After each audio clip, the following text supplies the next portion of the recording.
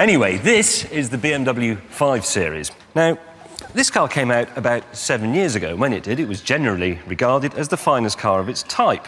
It's just gone out of production, which is odd, really, because it's still generally regarded as the finest car of its type. The new one, then, has got quite a lot to live up to. So it seems odd, then, that BMW should take such a gamble. Have a look at this.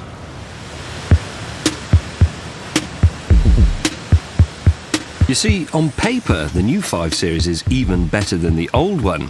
It's lighter, faster, roomier, and it has more gadgets.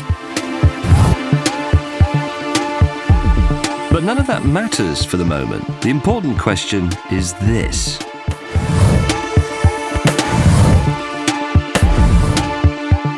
Is it ugly? The BMW 5 Series was always a very conservative car. But that also meant that it was discreet and inoffensive, and very businesslike, a bit like a good receptionist. And like a good receptionist, everybody wanted one. Not anymore.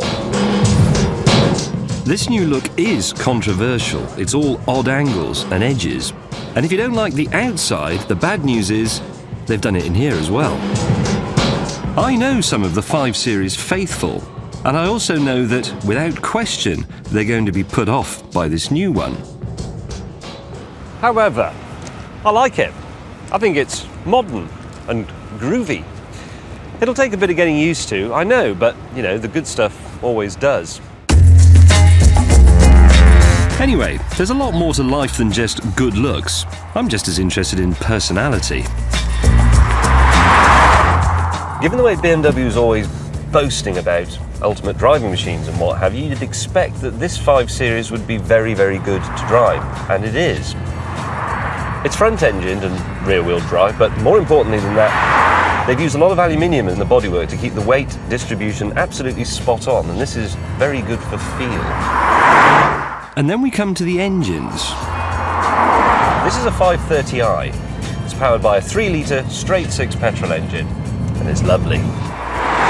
For exactly the same money, which is a fibre under £31,000, you can also have a 3-litre diesel. I've tried that as well, and it is, frankly, astonishingly good. So, as management types would say, that's all the basic boxes ticked. But there's more. This car is dripping with what those same people would call intelligent solutions. There's a system called dynamic drive, which gives you a nice, comfy ride under normal conditions, but then firms up the suspension under hard cornering. So it's soft when you're just cruising along, but it becomes all taut when you're giving it the berries. It may cost an extra 1,500 quid, but the thing is, it works, so I'll have it. And I wish I could say that about another new gizmo called active steering. It's supposed to make the steering more direct at low speeds to make it easier to turn corners, but less direct at high speeds so the car doesn't become twitchy on the motorway. Or at least, that's what it said in the brochure.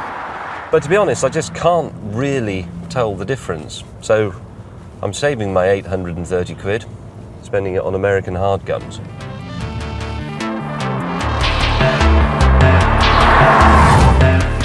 And I haven't finished yet. Now, the old 5 Series famously had more computing power than the Apollo spacecraft that went to the moon. But this one seems to be boldly going where no executive car has gone before. Most of the dashboard buttons have been replaced by a TV screen and this sort of upturned pie dish down here.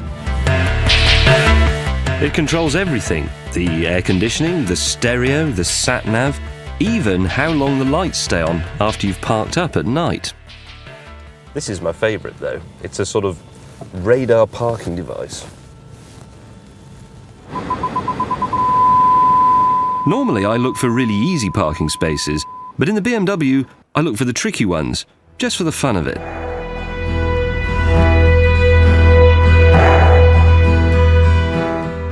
So there we go. It's great to drive and it comes with its own amusement arcade. The 5 Series is still a very good car, still a great piece of German engineering. It's just that it's exchanged the easily digestible looks of Tom Cruise for the more challenging physiognomy of that Gerard doopy-doo bloke. So, what about the rivals?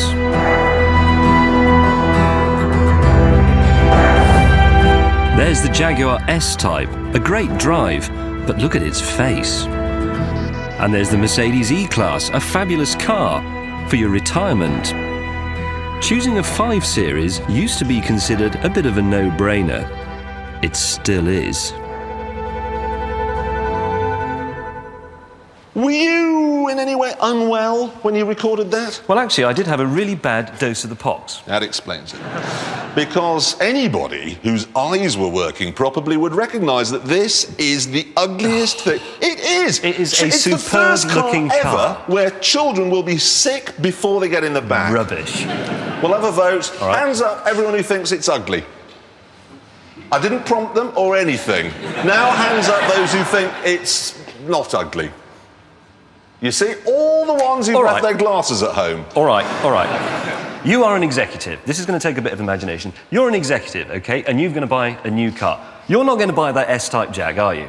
It's a great drive, but you wouldn't let your kids sit around with their mouths open like that. No. E-Class Mercedes. Now, you've got a Mercedes. How much have you enjoyed it over the summer? No, I haven't. It's been in the shop the entire time. It goes in, it's broken, it comes back more broken and goes in again. That's pretty much Mercedes ownership these So you're not days. having one of those? No. You're not having an Audi A6 because it's too old? No. You're not having a Kia Magentis because it's stupid? No, you wouldn't. No, you're right, I wouldn't. And you're not going to have an Alpha 166 because nobody would buy a new one? Yeah.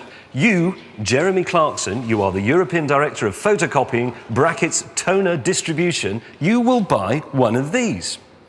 I've suddenly decided I don't want to talk to you anymore. What I want to do is